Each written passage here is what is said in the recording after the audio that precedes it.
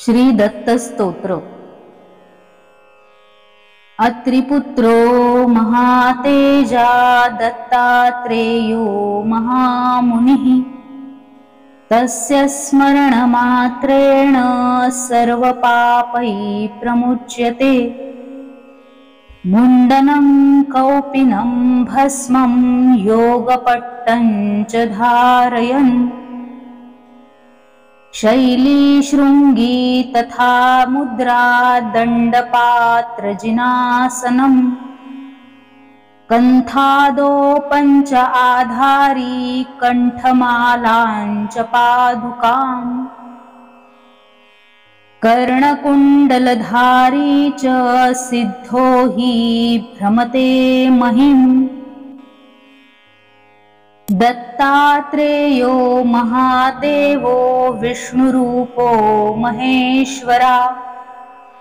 स्मरणात् सर्वपापानि नश्यन्ते नात्र संशयः। माता पुरनिवासी च देवो दत्तात्रेयो मुनिः। नित्यस्नानं प्रकुरुते भागीरथ्यां दिने दिने।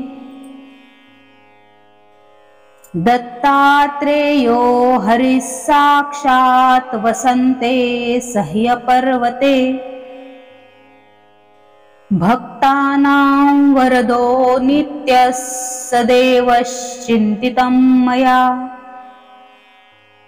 नागहारधरो देवो मुकुटादिसमन्विता।